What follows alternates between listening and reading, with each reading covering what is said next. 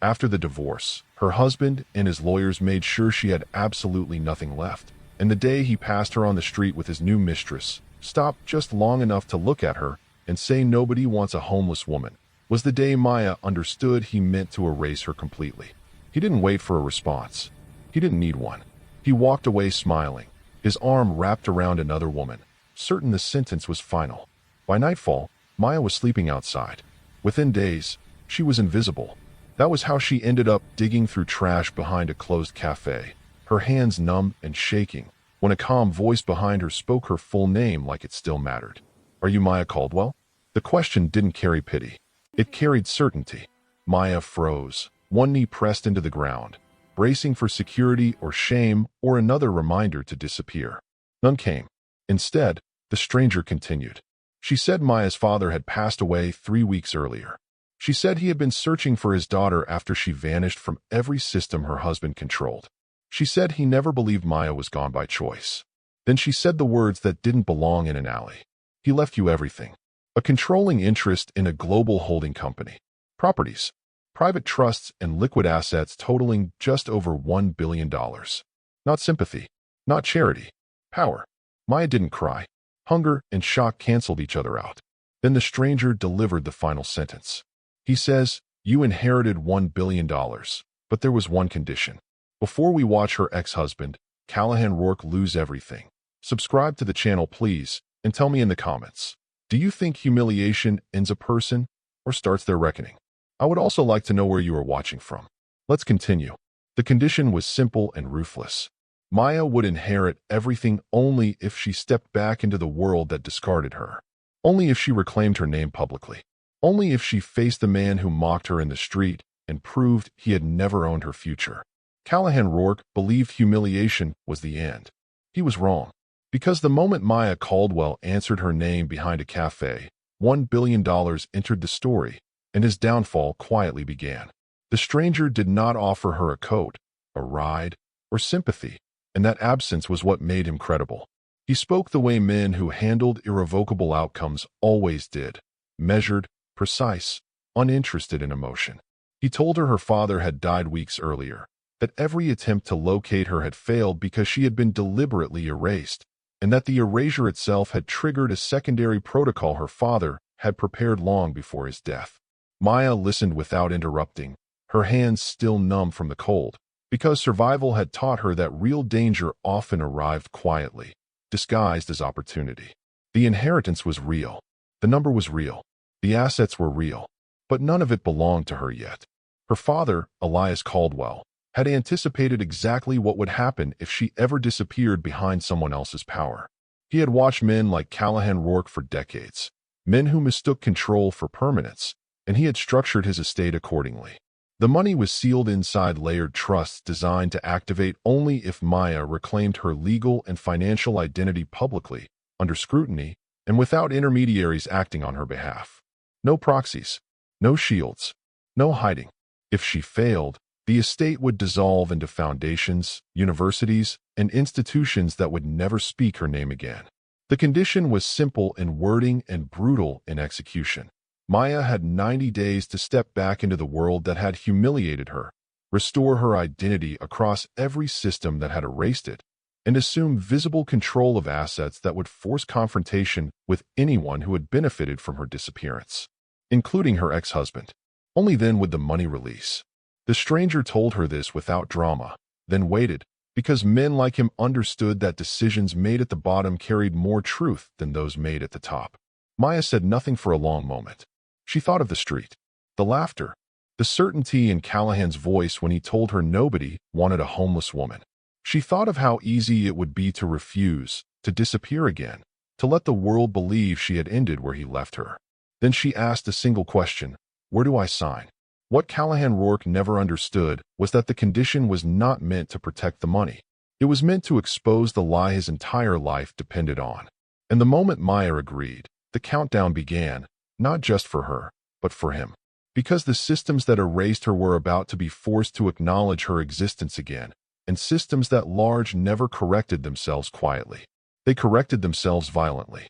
Reclaiming a name turned out to be more violent than losing it.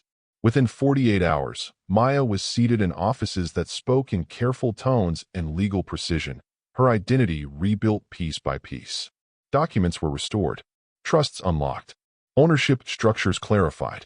Each signature returned something Callahan had assumed was gone forever. Every correction sent ripples outward. Banks flagged anomalies. Corporate registries updated.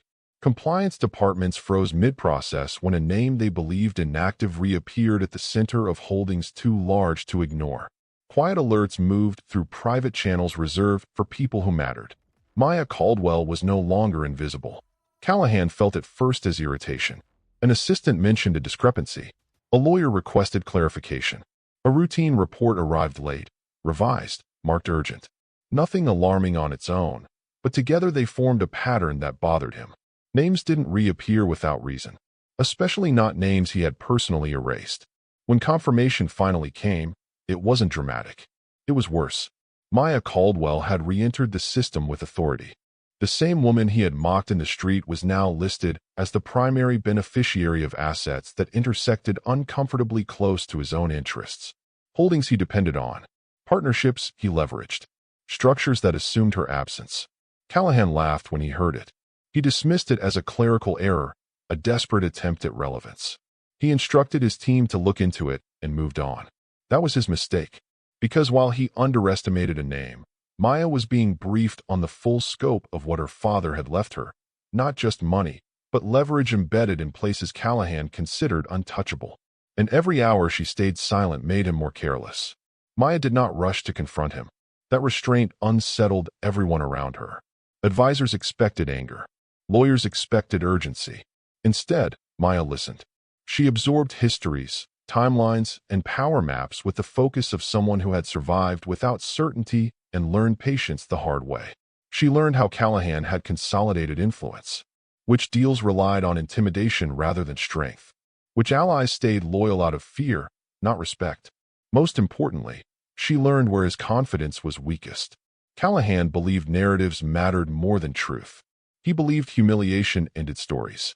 Maya decided to let him keep believing that. She authorized nothing publicly. No statements. No appearances. Her name continued to surface quietly in filings, restructures, and compliance reviews that forced Callahan's team to ask questions they didn't want answered yet. Pressure built invisibly. Callahan grew irritated, then defensive. He demanded briefings. He issued denials before accusations existed. He joked about ghosts returning from irrelevance, unaware that every joke confirmed his fear. Maya watched it all from a distance. The woman he believed broken was now choosing when to be seen. And as Callahan tightened his grip, certain he was still in control, Maya understood something her father had known all along. Justice didn't begin with confrontation. It began with timing. And Callahan Rourke was walking directly into the moment she would finally step out of the shadows, when it would hurt him most. Callahan Rourke's first instinct was not fear. It was irritation. Maya's name reappearing in internal systems felt like an error, the kind that happened when junior staff missed a detail or when outdated databases failed to sync properly. People like Callahan did not believe in reversals. When someone fell out of his world, they stayed out. That was how power remained clean. He instructed his legal team to investigate quietly. No formal challenges. No public noise. Just confirmation that whatever had resurfaced could be neutralized the same way it had been erased.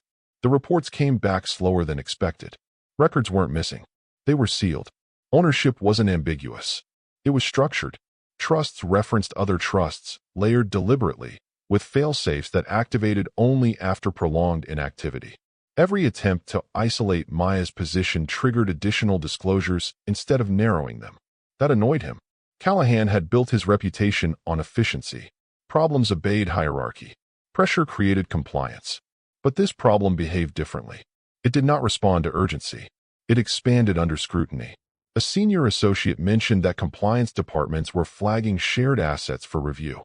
Nothing alarming yet, just procedural friction. Another advisor suggested postponing a routine refinancing until certain unusual overlaps were clarified.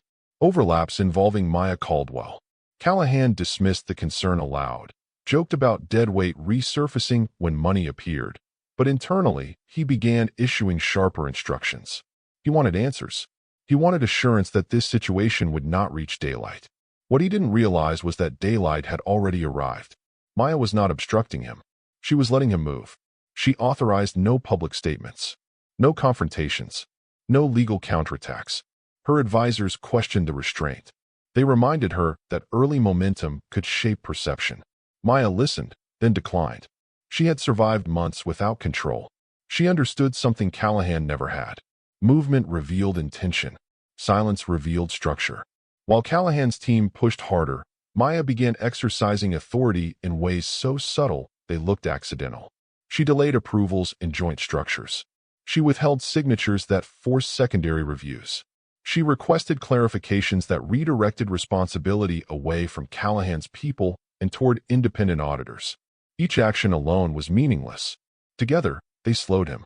The pressure irritated Callahan further. He demanded urgency. His tone sharpened. His patience thinned.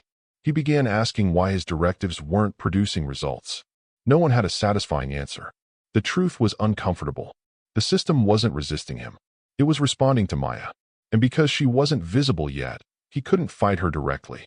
That imbalance made him reckless. Callahan assumed the silence meant hesitation. That Maya was overwhelmed by scale. That she was hiding behind lawyers because she lacked conviction. It fit the story he preferred, the story where humiliation had already done the damage. So he decided to accelerate. He authorized outreach to friendly media contacts, subtle positioning meant to remind influential circles who Maya had been when she disappeared. Nothing defamatory, nothing actionable, just enough suggestion to frame her return as opportunistic rather than inevitable. He believed this would force her hand. What he didn't understand was that forcing her to respond was exactly what she wanted him to do. Because every attempt to shape narrative created documentation. Every instruction created witnesses. Every assumption that she was still powerless made him less careful with how he exercised power. Maya watched the escalation with calm precision. She reviewed internal notes, tone shifts, and message trails with the focus of someone assembling a pattern rather than reacting to one. Her father's advisors helped her map the pressure points Callahan relied on most heavily: reputation, confidence, and the assumption that no one would challenge him directly. The inheritance was never meant to rescue her quietly. It was meant to give her time. And as Callahan pushed harder, certain he was still in control, Maya understood something critical. He was no longer managing a problem. He was documenting his own behavior. And the first move he didn't see wasn't legal or financial. It was psychological. Because the more he tried to erase her again, the more undeniable her presence became. Callahan Rourke decided to remind everyone who controlled the story. He did it the way powerful men always did, without naming names, without direct accusation, and without leaving what he believed was a trail. At a private gathering of executives, donors, and industry insiders, he spoke casually about people who disappeared for years and then miraculously resurfaced when money was involved. He smiled when he said it. The room responded the way those rooms always did, with polite laughter and knowing glances. No one asked questions. No one challenged the implication. Callahan felt the familiar satisfaction of narrative snapping back into place. In his world, reputation moved faster than facts. What he didn't consider was that reputation also created records. The event was documented. Attendance lists preserved. Notes circulated. Messages followed. Callahan's words were paraphrased, repeated, softened, and sharpened depending on who was listening. Each version still pointed back to the same implication. That Maya Caldwell was a problem he had already solved. Maya learned about the remarks the same way she learned everything now, through patterns. Her advisors flagged a shift in tone from certain partners. A delay in a response that used to arrive instantly. A request for clarification that hinted at doubt rather than loyalty.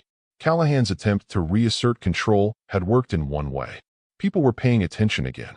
Instead of reacting, Maya authorized her team to compile. Her father's legal structure had preserved more than assets. It had preserved timelines, emails, transaction sequences, internal communications between Callahan's firms and third parties that demonstrated coordinated isolation after the divorce. The sudden account freezes, the calculated timing, the deliberate removal of access designed to leave her with nothing, including the street encounter, witness statements, timestamp messages, security logs. Not dramatic, not emotional, just consistent. What Callahan had treated as a private moment of dominance was now part of a pattern. Maya did not release the information publicly. She didn't threaten. She didn't accuse. She did something far more destabilizing. She authorized the formal reintroduction of her name into an ongoing regulatory inquiry already examining shared structures between Callahan's entities and external trusts. The implication was quiet but devastating. If Maya was involved, then her treatment mattered. Within days, the tone shifted completely. Callahan's lawyers stopped reassuring him. They began asking for context. They requested timelines they should have already known. Compliance teams paused approvals pending clarification. Partners began using careful language where certainty had once lived. Callahan noticed. He demanded explanations. He was told there was nothing serious, only routine diligence. But Callahan knew better. Routine diligence didn't stall momentum. Routine diligence didn't make people cautious around him. For the first time, Callahan felt something unfamiliar. Exposure. The joke he'd made, the mockery he'd enjoyed, now existed in proximity to documentation that contradicted his preferred narrative. His attempt to frame Maya as opportunistic had created a contrast he couldn't fully control. Because Maya still hadn't spoken, she remained absent from the story, and that absence forced others to fill the silence themselves. Some remembered her differently than Callahan wanted. Some wondered why someone erased so completely could return with so much authority. Some began asking whether humiliation had been used deliberately. Callahan sensed the shift and responded the way he always had, by escalating. He convinced himself that if Maya was allowed to remain undefined, uncertainty would grow. He needed to reassert dominance decisively, on record, and in a way that framed him as responsible rather than threatened. That decision led him directly into his next mistake. Callahan Rourke decided the problem wasn't Maya's power. It was Maya's legitimacy. So he attacked that instead. The filing was framed as concern, not aggression. He questioned Maya's competency in managing assets of that scale, citing her disappearance, her lack of public presence, and her unstable circumstances following the divorce. The language was careful, compassionate even, crafted to sound like governance rather than punishment. It was elegant, and it was catastrophic. The motion reopened everything. Timelines that had been buried resurfaced. Statements had to be sworn. Records demanded context. The very act of questioning Maya's fitness forced Callahan to explain his own role in her isolation. Why had her accounts been frozen simultaneously? Why had access been revoked so completely? Why had legal actions been timed to coincide with her disappearance from public systems? The questions didn't accuse. They required answers. Maya read the filing without anger. She recognized it instantly for what it was, a final attempt to reduce her again, to let institutions finish what Callahan had started personally. He believed that if he could make her appear fragile, the system would handle the rest. He underestimated how prepared she was. Maya responded publicly for the first time, not with emotion, not with narrative, with evidence. Her legal team submitted documentation detailing coordinated financial isolation, internal communications that contradicted claims of concern, and transactional data showing deliberate sequencing designed to leave her with no resources. The response did not call Callahan abusive. It let the structure speak. The effect was immediate and irreversible. Judges paused. Regulators requested clarification. Media outlets that had once echoed Callahan's framing began requesting comment from Maya instead of speculating about her motives. Callahan felt the ground shift beneath him. For the first time, the story was no longer his to manage. His own filing had forced Maya into the open on her terms. The woman he believed broken was now dictating timelines, forcing review, and reshaping perception without ever raising her voice. Callahan reacted badly. He demanded urgency. He pressured advisors. He attempted to accelerate unrelated deals to project confidence. Each move made him look less stable, not more. People began distancing themselves quietly, not because they believed Maya yet, but because they no longer believed Callahan completely. That was the real damage. Power didn't vanish overnight. It eroded when certainty cracked. Maya watched it happen without satisfaction. She knew this was only the beginning. Callahan still believed dominance came from force. He still believed pressure would restore control. And because of that belief, he was about to make moves that crossed lines he had always avoided before. Moves that would no longer be interpreted as strategy, but as desperation. And as Maya reviewed the next set of documents prepared by her team, she understood the truth her father had built into the inheritance. Callahan Rourke wasn't losing because she was stronger. He was losing because he could not stop proving who he really was. And the harder he tried to crush her again, the clearer his downfall became. Callahan Rourke had always believed loyalty was permanent. He paid well. He rewarded obedience. He protected those who stayed useful. In his world, allegiance wasn't emotional. It was transactional, and transactions held as long as the benefits outweighed the risks. What he failed to recognize was how quickly risk recalculated itself. The first fracture came quietly. A board member postponed a routine vote, citing the need for additional clarity. A longtime advisor stopped returning calls as quickly as before. A partner who once defended Callahan instinctively now spoke in neutral language, careful not to commit. None of it was dramatic enough to confront directly. That was what made it dangerous. Maya understood the pattern immediately. Power rarely collapsed from a single betrayal. It loosened when enough people hesitated at the same time. She did nothing to accelerate it. Instead, she allowed questions to exist. Her legal team responded promptly, but minimally to inquiries. Clarifications were factual, unemotional, and incomplete in ways that invited follow-up. Each response reinforced the same truth without stating it outright. Maya Caldwell was not confused. She was prepared. The inheritance structures began revealing their real purpose. Her father had embedded authority in places Callahan relied on but never controlled outright: shared ventures, cross-licensed entities, compliance-dependent instruments. Maya didn't seize control aggressively. She simply stopped yielding. That shift forced others to choose: align with Callahan and accept increasing scrutiny, or acknowledge Maya's authority and reduce exposure. Several chose the latter. Callahan noticed the change in tone before he identified its source. Meetings grew shorter. Commitments softened. Assurances came wrapped in contingencies. He asked directly whether people still stood with him. The answers unsettled him. No one said no. No one said yes. They spoke about process, about waiting, about prudence. Words men used when they were preparing to move without announcing it. Callahan reacted the only way he knew how: by asserting control more visibly. He demanded public alignment. He reminded people of favors granted and doors opened. He framed hesitation as disloyalty. It backfired. Pressure clarified what silence had obscured. Those who felt cornered chose distance instead of submission. Those who sensed instability began documenting interactions that once lived comfortably off the record.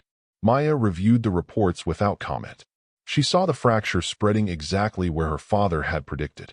Callahan's power depended on certainty, and certainty was dissolving. Callahan Rourke had always understood media. He fed it access. He rewarded loyalty. He punished deviation quietly. For years, narratives aligned with his interests not because he demanded it, but because it was easier. Until it wasn't. The first request for comment landed in Maya's inbox before it reached Callahan's. A business publication asked for clarification regarding her reemergence in several regulatory filings. The question was neutral, almost polite. Maya authorized a single response. No statement. No interview. Just confirmation. Yes, she was exercising her legal authority. Yes, she was cooperating fully with ongoing reviews. No, she would not speculate. The article ran anyway. It was careful, balanced, but it included something Callahan hadn't anticipated: context. For the first time, Maya's disappearance was framed not as abandonment, but as erasure. Her return not as opportunism, but as inevitability. The piece cited public filings, legal responses, and timelines that contradicted Callahan's preferred version of events. Callahan responded immediately. He offered an interview to correct mischaracterizations. He spoke confidently, dismissively, emphasizing stability, continuity, and his concern for governance. The interviewer asked one question that derailed everything. Why had Maya Caldwell's access been removed so completely and so quickly after the divorce? Callahan answered smoothly. Too smoothly. The response triggered follow-up. Analysts compared timelines. Journalists requested documentation. Editors began asking whether the story had been misreported for years. Callahan's voice grew louder. Maya's remained absent. That contrast did the damage. Media didn't turn on Callahan overnight. They recalibrated. They stopped deferring. They started verifying. And verification was not kind to men who had relied on unquestioned authority. Stories multiplied. Not accusations, questions. Questions were worse. Callahan demanded retractions that never came. He accused outlets of bias. He threatened access. It didn't work. Because Maya didn't need the media to defend her. She only needed them to stop believing him automatically. By the time Callahan realized that shift had occurred, the story no longer belonged to him. Maya finally understood what her father had done. The inheritance wasn't designed to make her powerful overnight. It was designed to reveal who already was. Money changed access. Authority changed behavior. Callahan had always believed his strength came from dominance. Maya saw now that it came from dependency, others relying on his certainty to avoid discomfort. As that certainty dissolved, so did their loyalty. Maya didn't celebrate. She prepared. She authorized deeper reviews. She expanded compliance cooperation. She ensured every action taken in her name could withstand scrutiny. Where Callahan escalated emotionally, Maya slowed strategically. The contrast became undeniable. Advisors began referencing her position as stabilizing. Partners described her approach as measured. Regulators appreciated clarity instead of resistance. Callahan noticed the language shift too late. He attempted one final show of confidence, a major announcement meant to project strength. The timing was disastrous. Analysts questioned assumptions. Reporters asked about unresolved reviews. The announcement landed hollow. Maya watched the response carefully. This was the turning point. Callahan was no longer controlling outcomes. He was reacting to them.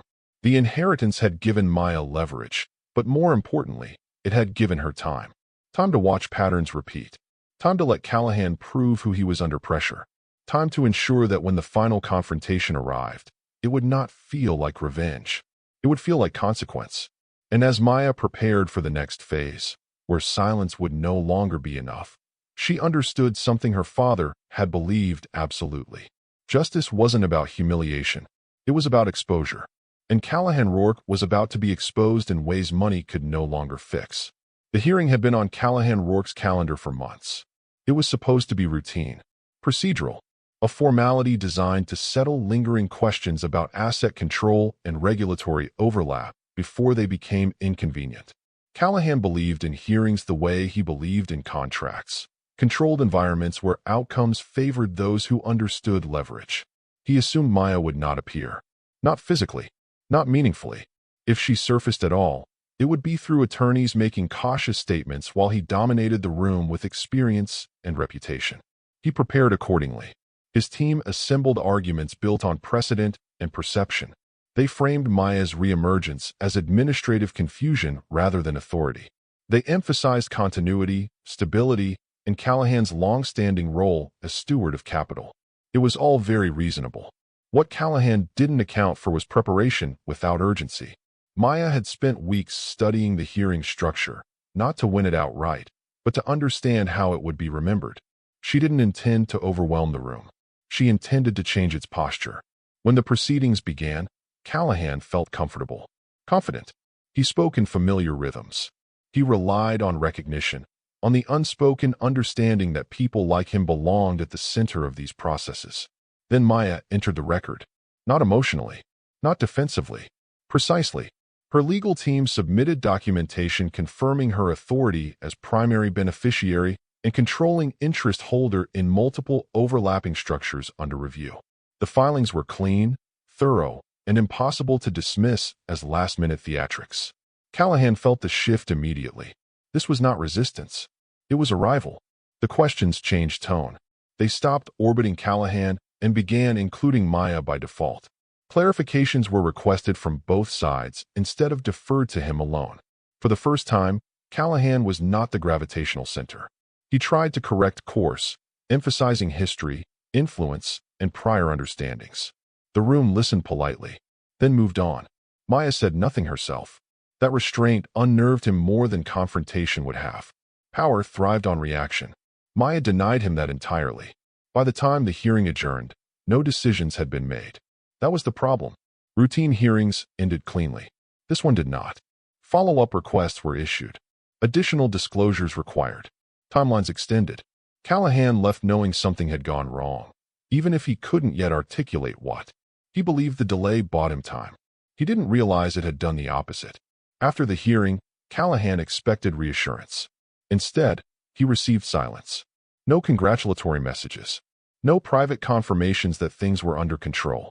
Advisors who once anticipated his needs now asked for clarification. Partners wanted updates before committing to unrelated decisions. The shift was subtle but unmistakable. People were no longer assuming Callahan was right. They were checking. Maya's presence had altered the dynamic without confrontation. Her authority existed now as a fact rather than a claim, and facts demanded engagement. Regulators requested additional documentation not because they suspected wrongdoing, but because the structures involved were too significant to gloss over. That distinction mattered. Suspicion could be managed. Process could not. Callahan's frustration deepened. He pressured his team to accelerate resolutions, to close open loops before they attracted attention. The harder he pushed, the slower responses became. Maya continued cooperating fully. She answered questions without commentary. She submitted documents early. She did not argue interpretation unless asked directly. Her approach reframed her role from adversary to anchor. That repositioning unsettled Callahan deeply. He had always won by controlling the narrative. Now the narrative was building itself around verifiable behavior. Media interest resurfaced, more restrained but more persistent. Analysts referenced the hearing as a pivot point. Maya's name appeared alongside phrases like governance stability and long-term oversight. Callahan's name appeared alongside legacy exposure and concentration risk. The contrast was not dramatic. It was devastating. Inside his organization, confidence eroded. Executives asked whether contingency planning was necessary. Legal teams requested expanded authority to protect against reputational spillover. Callahan began issuing firmer directives. They landed poorly. Force that once felt decisive now felt excessive. Each assertion of dominance reinforced the perception that he was struggling to maintain control. Maya noticed the change immediately. Her advisors warned that Callahan was becoming unpredictable. She listened carefully and adjusted nothing. The system was doing the work for her now. She understood that true collapse rarely announced itself. It manifested as hesitation, and Callahan was surrounded by it. The revelation came without drama. It was embedded in a disclosure packet required as part of expanded review, a section most people skimmed, filed under technical compliance. Maya's legal team submitted it on time, without emphasis. Callahan's team found it 2 days later. The document clarified Maya's position not just as beneficiary, but as controlling creditor in several debt instruments tied directly to Callahan's leverage. These instruments were structured years earlier, acquired quietly through intermediaries her father had trusted. Callahan stared at the numbers in disbelief. He had been negotiating with himself without knowing it. The capital he relied on to stabilize operations, to reassure partners, to project inevitability, it flowed through entities Maya now controlled outright. The realization was physical. Confidence drained. Breath shortened. Callahan demanded immediate clarification. His team confirmed the findings reluctantly. There was no error.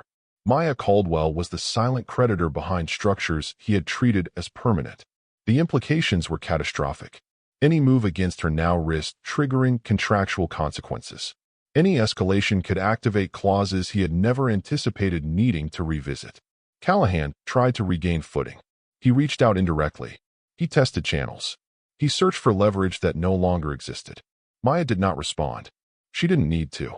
The system adjusted automatically. Credit reviews initiated. Terms re-examined. Assumptions revised. What had once been abstract dependency became visible fragility. Partners panicked quietly. Advisors stopped pretending reassurance was possible. The architecture of Callahan's power revealed itself as thinner than anyone had believed, including him. Maya reviewed the fallout with clarity. This was the moment her father had engineered. Not confrontation. Recognition. Callahan was not being attacked. He was being understood. And understanding removed fear. As notifications continued cascading through channels Callahan could no longer control, Maya prepared for the next phase, the moment when silence would no longer be sufficient. Because now, for the first time, Callahan Rourke knew the truth. The homeless woman he mocked was not just back. She was holding the leverage beneath his feet. And the collapse, once theoretical, had begun. Callahan Rourke had always trusted numbers more than people. Numbers didn't hesitate. They didn't panic. They moved exactly the way they were designed to move. And for most of his career, they moved in his favor. When uncertainty appeared, he recalculated. When pressure mounted, he leveraged. That logic had never failed him. Until it did. The first sign wasn't dramatic. A routine refinancing stalled without explanation. A credit facility renewal came back with revised terms that made no sense given Callahan's historical performance. His team assumed it was an administrative delay. Then another facility paused. Then another. Within days, Callahan was no longer managing growth. He was fielding questions about stability. The truth emerged slowly, the way systemic failures always did. Automated reviews had triggered deeper assessments. Those assessments had flagged Maya Caldwell's position as controlling creditor. That single detail forced risk committees to reassess exposure across multiple instruments simultaneously. No one accused Callahan of wrongdoing. They didn't need to. The math spoke for itself. Leverage that once amplified his power now amplified his vulnerability. Assumptions baked into long-term projections unraveled as terms adjusted and timelines shortened. Margin for error disappeared. Callahan demanded urgency. He instructed his team to negotiate, to reassure, to stabilize optics. But negotiations required authority he no longer fully possessed. Reassurance required trust that was eroding by the hour. Maya did nothing. She did not accelerate the process. She did not interfere. The contracts executed exactly as written, indifferent to Callahan's panic. That indifference was devastating. Partners who once relied on Callahan's confidence now sought distance. Not because they blamed him, but because association carried risk. Executives quietly updated resumes. Advisors recommended contingency plans. Callahan noticed every change. He reacted poorly. He attempted to assert dominance through visibility, announcements, meetings, projections meant to restore certainty. Each effort exposed the same truth. The numbers no longer obeyed him. Maya reviewed the developments with clinical focus. This phase wasn't about victory. It was about confirmation. Her father had always believed that power revealed itself under audit. He had been right. As financial systems recalibrated around her authority, Maya understood the shift was irreversible. Callahan could slow perception. He could posture. But he could not reverse math. And math had turned against him. Maya Caldwell had avoided the microphone deliberately. She understood the temptation. Silence invited speculation, and speculation could be painful. But she also understood that once words were released, they could never be retrieved. So she waited. The moment arrived not because she sought it, but because the system required it.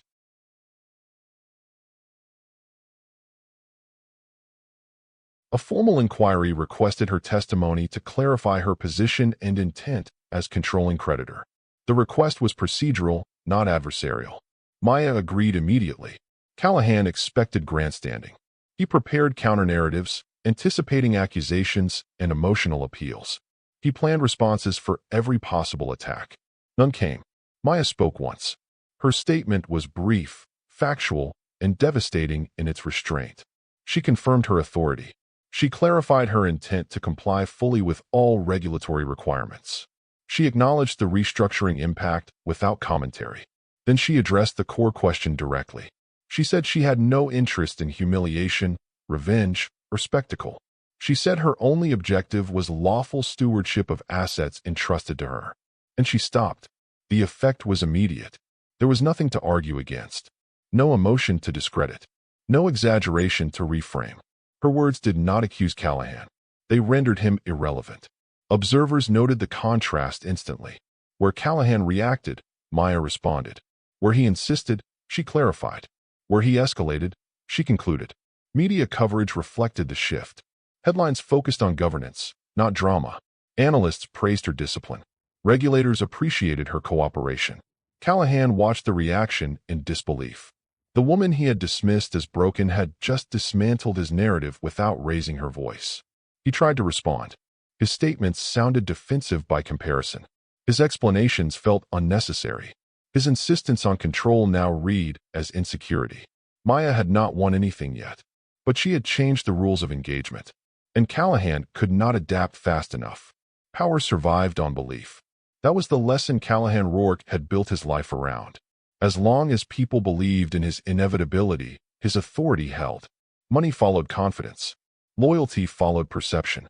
That belief cracked quietly.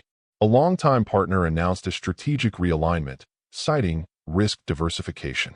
A board member resigned without explanation. A regulatory body expanded oversight beyond what Callahan had anticipated. Each action alone was manageable. Together, they formed a pattern. The myth of Callahan Rourke, the untouchable strategist, the disciplined visionary, no longer matched observable reality. People noticed the discrepancy, and once noticed, it could not be unseen. Maya observed the unraveling without satisfaction. She recognized the danger of premature victory. Collapse created instability, and instability harmed innocent people. She authorized measures to protect employees and maintain continuity where possible. That choice mattered. It reframed her role again, from adversary to stabilizer. Callahan noticed the reframing too late. He attempted one final maneuver to restore dominance, pushing a deal through accelerated channels to project strength. The attempt failed publicly. Terms were questioned. Assumptions challenged. Confidence evaporated. The response was brutal. Markets reacted. Partners distanced themselves. Advisors stopped pretending control was possible. Callahan's isolation mirrored the isolation he had once engineered for Maya. The irony did not escape observers. Maya's silence now carried weight. Every decision she made was interpreted as deliberate. Every pause felt strategic. She no longer needed to act to influence outcomes. The system responded to her presence automatically. Callahan, by contrast, reacted to everything. The difference defined the outcome. As the myth cracked further, Maya understood the story was entering its final phase. Exposure had replaced confrontation. Consequence had replaced revenge. Callahan Rourke was not being punished. He was being revealed. And once revealed, power had nowhere left to hide. Collapse never began at the top. It began in quiet offices, late-night phone calls, and decisions made without Callahan Rourke's permission. The people who once shielded him started protecting themselves. Senior executives reviewed timelines and realized their names were attached to decisions they hadn't fully understood at the time. Legal teams began documenting conversations retroactively. Financial officers revisited approvals that had once felt routine but now carried weight. No one accused Callahan openly. They simply stopped standing beside him. The shift was subtle but unmistakable. Meetings that once felt coordinated became fragmented. Information arrived late. Recommendations grew cautious. Language softened, then distanced, then detached. Callahan noticed. He responded the only way he knew how, by tightening control. He demanded updates, reassurances, loyalty. He reminded people of what he had built, what he had provided, how much they owed him. That was the mistake. Loyalty built on fear did not survive exposure. As oversight expanded, every internal fracture became visible. Investigators didn't need dramatic confessions. They followed patterns. Emails contradicted public statements. Approvals lacked documentation. Decisions aligned too conveniently with personal benefit. What had once been framed as aggressive leadership now read as recklessness. Maya Caldwell watched the implosion with careful distance. She did not intervene in internal matters. She did not push for outcomes. She allowed institutions to function as designed. Her role was no longer adversarial. It was structural. She ensured compliance. She ensured access. She ensured continuity where possible. That restraint mattered. It clarified responsibility. When consequences arrived, there was no confusion about who caused them. Callahan's inner circle thinned rapidly. Advisors withdrew. Consultants declined renewals. The man who once commanded rooms now struggled to assemble allies. And still, he believed this was temporary. He told himself power always returned to those who demanded it. He was wrong. Callahan Rourke had once shaped outcomes with a single call. City officials returned his messages promptly. Boards accommodated his schedules. Institutions adjusted timelines around his priorities. Then the call stopped being returned. It wasn't personal. It was procedural. Investigations required distance. Public perception demanded neutrality. Risk assessments dictated caution. Callahan's influence hadn't vanished. It had become inconvenient. That distinction haunted him. He attempted public reassurance. Carefully worded statements emphasized stability and cooperation. The words landed flat. Because the city had moved on. Regulators no longer addressed him as the inevitable figure at the center of solutions. They addressed him as one variable among many. The shift was humiliating. Maya's presence loomed in every recalibration, not because she spoke, but because she didn't need to. Her authority existed independently of persuasion. That was the difference. Callahan's power required constant reinforcement. Maya's required nothing. As municipal hearings progressed, testimony accumulated. Not dramatic, not emotional, methodical. Paper trails, timelines, patterns of behavior that no longer aligned with acceptable governance. Callahan's attempts to interrupt, redirect, or influence were noted and recorded. Each effort reinforced the narrative he wanted to escape. Maya attended only when required. When she did, she listened. She acknowledged. She complied. Observers noticed the contrast. One clung to relevance. The other embodied legitimacy. By the end of the week, the outcome was no longer uncertain. It was merely pending. The city did not condemn Callahan. It replaced him. The final unraveling wasn't loud. There were no dramatic confrontations, no last-minute rescues, no speeches reclaiming authority. There was only paperwork. Contracts expired. Positions were restructured. Assets transferred under supervision. Control shifted incrementally, then entirely. Callahan Rourke watched his empire dissolve through notifications and formal notices. Each one precise. Each one final. He appealed where possible. He contested where advisable. He delayed where permitted. Nothing changed. Power did not return simply because he demanded it. It had already moved on. The world Callahan had dominated no longer required him. Systems functioned without his presence. Decisions proceeded without his input. That realization broke something fundamental. Maya Caldwell assumed stewardship fully during the transition phase. She prioritized employee protections, stabilized operations, and ensured compliance with every oversight requirement. She did not celebrate. Victory was not the point. Restoration was. The contrast became undeniable. Where Callahan left chaos, Maya introduced order. Where he centralized risk, she distributed responsibility. Where he extracted loyalty, she built structure. Observers adjusted their language. They stopped asking how Maya had defeated Callahan. They started asking how she had always been there. By the time the final transfer documents were signed, Callahan was no longer a subject of debate. He was a case study. Maya stood alone at the edge of the life she had lost and reclaimed. The streets that had ignored her now acknowledged her quietly. Institutions that had overlooked her now deferred to her authority. She did not seek recognition. She accepted responsibility. And that, more than anything, marked the end of one story and the beginning of another. Callahan Rourke had always measured relevance by noise. Phones ringing. Assistants interrupting. Doors opening before he reached them. The constant hum of people needing something from him had been the rhythm of his life. Then the noise stopped. Not abruptly, not dramatically, but gradually enough that denial lingered. One morning, he checked his phone and found no urgent messages. By afternoon, no new requests. By evening, nothing that required his approval. Silence settled in. At first, he told himself this was temporary. A pause while systems recalibrated. A momentary lull after intense scrutiny. Power, after all, always returned to those patient enough to wait. But days passed, and nothing came back. Callahan walked into offices where people used to rise instinctively. Now they nodded politely and continued what they were doing. Meetings occurred without him.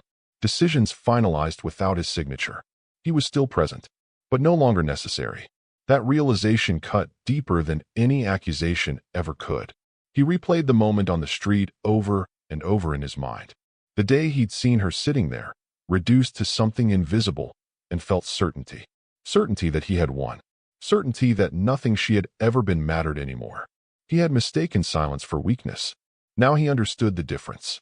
Maya Caldwell had never begged, never pleaded, never demanded acknowledgement. While he had clung to power by enforcing visibility, she had moved without requiring it. And now the world responded to her absence far more than to his presence. Callahan felt the weight of consequence press inward, not through punishment, but through irrelevance. The city no longer asked what he wanted.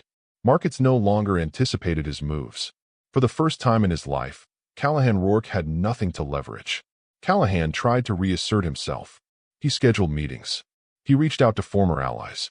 He framed proposals designed to remind people of his experience, his vision, his past successes. The responses were polite and final. He was thanked for his time, acknowledged for his contributions, then quietly dismissed. That was the most brutal part. No one needed to destroy him. They simply moved on. The institutions he once dominated had adapted. New leadership filled the vacuum seamlessly. Systems he believed depended on his insight functioned efficiently without him. He was not irreplaceable. He never had been. Maya, meanwhile, did not attempt to fill Callahan's shadow. She did not replicate his style or claim his legacy. She focused on governance, on sustainability, on restoring credibility. Her influence grew precisely because it did not demand attention. Observers began to speak of her father's foresight openly now. How he had structured authority not as inheritance of privilege, but as inheritance of responsibility. How he had trusted Maya not with power, but with restraint. Callahan heard those conversations from the outside, and for the first time, envy replaced arrogance. He understood now that Maya's silence on the street had never meant she had nothing left. It meant she was carrying something he could never steal. Patience.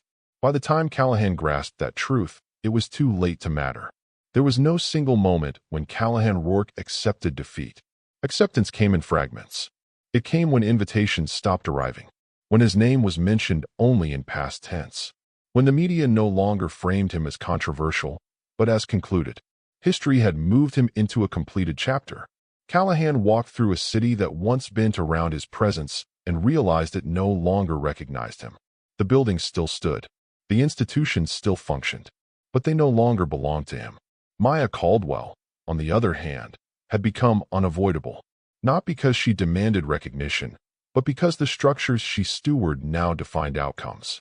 Her decisions stabilized markets. Her restraint rebuilt trust. She had become what Callahan had pretended to be. The irony was unbearable. He had mocked her homelessness because he believed power was permanent. He believed dominance erased vulnerability forever. He never considered that silence could be strategic, that loss could be temporary, that patience could outlast cruelty. Callahan Rourke had spent his life confusing control with strength. Maya Caldwell had spent hers learning the difference. By the time he understood that truth, all he could do was carry it. Alone. Everyone kept calling it a $1 billion inheritance, as if the number itself explained what was happening, as if zeros alone could account for the way Callahan Rourke's empire had begun collapsing in on itself the moment Maya Caldwell stepped into legal existence again. The figure was repeated endlessly in headlines and whispers because people needed something simple to understand, something concrete to blame, but the truth was far more uncomfortable. Money was not the weapon. It was never the weapon. It was merely the key that unlocked a system already designed to move without emotion, without mercy, and without spectacle. What Maya inherited was not wealth in the way Callahan understood it. She inherited architecture. Her father had not built power the way arrogant men did, stacking it visibly so everyone could admire the height. He had buried it inside institutions, inside compliance structures, inside voting mechanisms that activated only when arrogance inevitably exposed itself. He had understood that dominance always invited scrutiny, but quiet authority was rarely questioned until it was too late to stop it. Maya saw this clearly as she worked through the documentation that had once seemed incomprehensible to outsiders. Each holding was positioned where leverage mattered more than ownership, where influence arrived automatically when rules were followed. There were no dramatic takeover clauses, no hostile mechanisms that required confrontation. Everything depended on procedure, on patience, on the certainty that men like Callahan would always overestimate themselves. Her father had assumed arrogance as a constant. He had planned around it. The inheritance did not demand that Maya announce herself or expose her hand. It demanded only that she survive long enough for the system to do what it was built to do. That realization carried weight far heavier than triumph. It explained why her father had not intervened publicly during her marriage, why he had allowed her humiliation to play out without rescue, why he had trusted silence over force. He had known that if she was shielded from the fall, she would never understand the machinery that governed real power. Protection would have made her fragile. Collapse made her durable. Maya did not feel vindicated as the implications settled in. She felt accountable. This inheritance was not a reward. It was a responsibility structured with ruthless clarity. Her father had not left her dominance. He had left her stewardship. He had trusted that the daughter who had been erased, ignored, and mocked would understand exactly why power must never resemble cruelty, why authority must never rely on fear, and why silence, once endured, became the strongest position of all. The $1 billion were just the surface. The real inheritance was inevitability. Maya Caldwell's name did not return to prominence in a single moment, and that absence of spectacle was precisely why it held. There was no announcement, no public reckoning where the city collectively acknowledged its mistake, because power rarely corrects itself with apologies. Instead, recognition crept back through necessity. Committees required approvals. Institutions needed signatures. Regulatory frameworks demanded clarity about who held final authority. And again, when processes followed their own logic, Maya's name surfaced naturally, embedded where her father had placed it years earlier, waiting without urgency or complaint. What followed was not resistance, but adjustment. Timelines shifted quietly. Meetings paused until her input arrived. Decisions slowed just enough to become deliberate again. The same city that had once stepped around her without seeing her now aligned itself around her presence without ceremony. No one needed to mention where she had been. Her past did not weaken her authority. It explained her restraint. Maya never corrected the record because she understood something Callahan never had. Power that must explain itself is already losing ground. By refusing to rewrite her humiliation publicly, she denied it the permanence Callahan had believed it possessed. The contrast between them sharpened with every passing week. Where Callahan had ruled through urgency and intimidation, Maya governed through structure and predictability. Where he extracted compliance, she cultivated stability. The difference was not philosophical. It was practical. Outcomes improved. Volatility diminished. Trust returned not because Maya promised it, but because systems behaved differently under her stewardship. The city responded instinctively, the way institutions always do when they sense durability. Her name stopped being a story and became a reference point. Not a comeback, not a redemption, a constant. And somewhere beyond the edges of those decisions, Callahan Rourke felt the weight of something he could not interrupt anymore. Maya had not reclaimed her place by force. She had simply resumed it, and the world adjusted as if it had been waiting all along.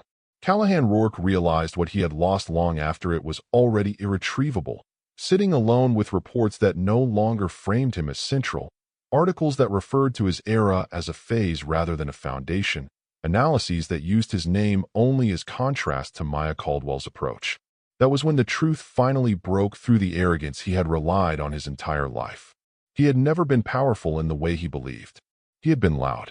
He had mistaken speed for authority, fear for loyalty, and silence for respect. As long as people reacted to him, he believed he mattered. As long as rooms went quiet when he spoke, he assumed control was permanent. Maya had never needed reaction. She had never required rooms to go silent. She had waited, and that patience haunted him now because it revealed the flaw he could no longer escape. Her silence had not been weakness. It had been incubation. She had learned how systems behaved when stripped of emotion, how arrogance revealed itself under scrutiny, how men like Callahan always overplayed their certainty because they believed humiliation erased people forever. He remembered the day he had seen her on the street, the casual cruelty with which he had spoken, the confidence that she was finished, that nobody wanted a homeless woman. He had believed that moment defined her permanently. Now he understood that it defined him. The city had not destroyed him. It had simply stopped listening, and without an audience, his version of power collapsed entirely. Maya had outlasted him not through confrontation, but through endurance, not through revenge, but through design. She had become something he never could, because she had been forced to learn what he had spent his life avoiding. Power that relies on noise dies in silence. Power that survives silence does not need to announce itself at all. Callahan Rourke could survive loss, but he could not survive erasure. And when the world stopped revolving around his presence, panic began to replace the arrogance that had once insulated him from doubt. At first, he framed the silence as strategy, telling himself that institutions always overcorrected before realizing they still needed the men who had built them. But as days turned into weeks and nothing shifted back in his favor, he felt the truth pressing in from all sides. His phone no longer rang with urgency. Messages arrived only when required, stripped of deference, reduced to information instead of requests. The systems he once dominated did not resist his absence. They adapted to it, and that adaptability terrified him because it confirmed something he had never allowed himself to consider, that he was not essential, only convenient. Desperation disguised itself as maturity when he made his final move. Through intermediaries careful enough to preserve deniability, a proposal circulated suggesting reconciliation, cooperation, and mutual resolution between him and Maya Caldwell. The language was deliberate, softened just enough to imply growth while avoiding responsibility, positioning the past as complicated rather than cruel, and framing the present as unfinished rather than concluded. It was an attempt to force relevance, to reopen a door that had already sealed itself, and most of all, to remind the world that he still belonged in the conversation. Callahan believed that even rejection would be proof of life, because acknowledgement, in any form, had always been his oxygen. What he received instead was nothing. No refusal, no rebuttal, no counterstatement. The proposal vanished into silence, so complete it felt surgical, and in that silence, Callahan finally encountered the power he had spent his life misunderstanding. Maya did not need to say no. She did not need to respond at all. The system had already answered on her behalf. Institutions ignored the overture because it was irrelevant. Analysts dismissed it because it changed nothing. Advisors quietly confirmed what Callahan could no longer deny. He had no standing left to negotiate, no leverage left to threaten, no audience left to persuade. His attempt to reinsert himself did not revive his relevance. It exposed how completely it had evaporated. That was when fear finally stripped away the last illusion. Callahan realized that power did not disappear through confrontation. It disappeared through completion. His story had ended, not with punishment or spectacle, but with indifference, and indifference was something he could not fight. For the first time in his life, there was nothing he could do to force the world to look at him again, and that realization hollowed him in ways no verdict ever could. Once Callahan's influence collapsed, the city began remembering things it had once chosen to forget, not out of malice, but out of necessity, because power, when removed, leaves space for clarity. Decisions that had been rushed were revisited. Approvals once granted without discussion were examined more closely. Patterns that had been dismissed as coincidence were recognized for what they were. This was not revenge, and it was not outrage. It was recalibration. The city was not angry with Callahan Rourke. It was correcting for him. Maya Caldwell did not drive this process, and that absence mattered. She did not demand investigations or push narratives. She allowed institutions to operate according to their own logic, knowing that systems, once freed from intimidation, often revealed more than confrontation ever could. Under her stewardship, processes slowed where they needed to slow, oversight expanded where it had been suppressed, and accountability replaced urgency as the guiding principle. The contrast between her approach and Callahan's became undeniable, not because it was highlighted, but because it produced different results. Stability returned to places long accustomed to volatility. Decisions held up under scrutiny instead of collapsing beneath it. Trust, once coerced, began to rebuild organically. As this shift took hold, Callahan's legacy reorganized itself without his input. He was no longer discussed as a force to be feared or admired, but as a lesson in what happened when power concentrated without restraint. The city did not erase him from its history. It contextualized him, and that context was far more damaging than condemnation could ever be. He became an example, a cautionary reference point invoked quietly whenever someone suggested speed over process or dominance over accountability. Maya's role in this reframing remained indirect, and that restraint was precisely why it held. She did not replace Callahan by mirroring him. She corrected the imbalance he left behind. The city did not celebrate her for defeating him. It trusted her for stabilizing what he destabilized, and in that trust, her authority became irreversible. By the time the final assessments were filed and the last transitional measures completed, Callahan Rourke was no longer part of the future being discussed. He belonged entirely to the past. Maya Caldwell did not rebuild her life in opposition to what had been done to her. She rebuilt it in response to what she had learned. The places where she had once been invisible no longer haunted her. but they informed her decisions in ways nothing else could. She understood now that humiliation only held power when it was accepted as final, and that silence, once survived, became a position of strength few ever reached. Everything she built after assuming full stewardship reflected that understanding. Authority was distributed rather than hoarded. Transparency replaced fear. Durability replaced dominance. Her father's design revealed itself most clearly in this phase, not through documents or clauses, but through outcome. He had not left her a weapon to punish those who wronged her.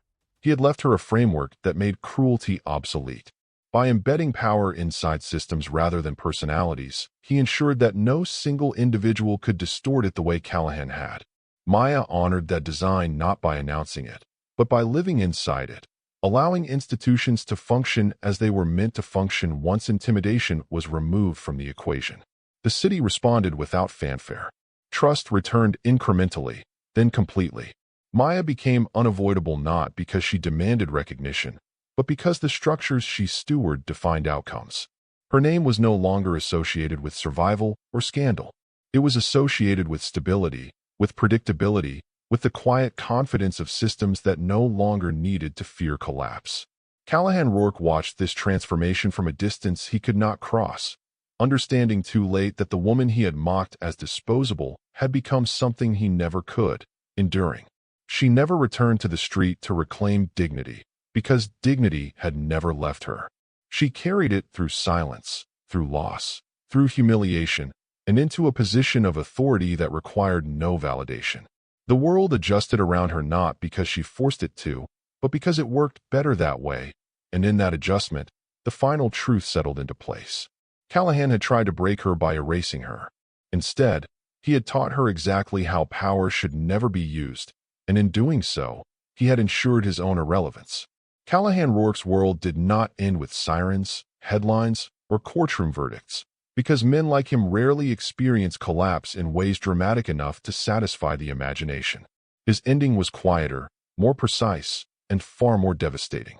It arrived in the form of days that no longer asked anything of him, in mornings that offered no urgency, and in a city that continued functioning as if he had never mattered as much as he once believed. He still woke at the same hour, still reached instinctively for a phone that no longer contained decisions waiting for his approval, still dressed with the habits of a man accustomed to being seen, but each action echoed back at him without confirmation, without resistance, without consequence. That absence became his punishment. For a long time, Callahan tried to convince himself that this was temporary, that power always returned to men who had once wielded it. But the weeks stretched on and the truth hardened. No one needed him, not as an advisor, not as a strategist, not even as a villain. His name appeared only in footnotes, referenced briefly when someone wanted to explain why a new system had been designed differently, why safeguards had been installed where none had existed before.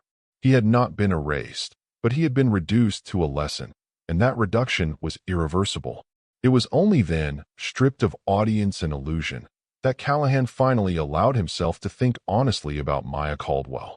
Not the version he had mocked on the street, not the symbol he had dismissed as finished, but the woman she had been long before he tried to erase her.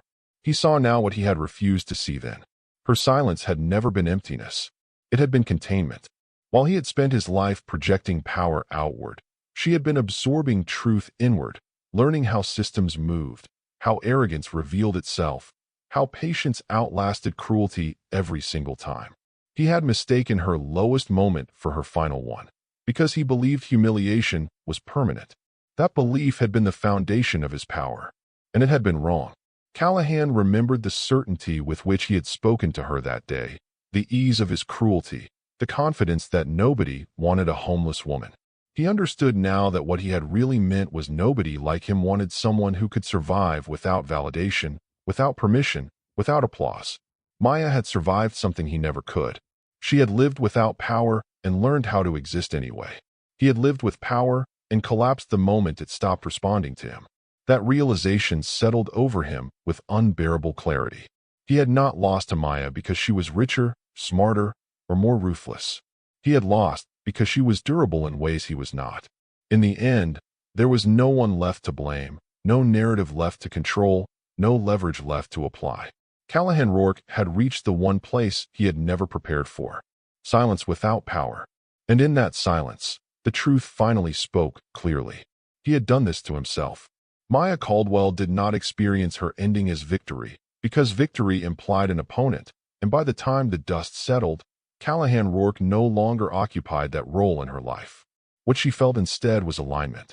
The quiet, steady sensation of standing exactly where she was meant to stand, carrying forward something that had never been about revenge, recognition, or redemption.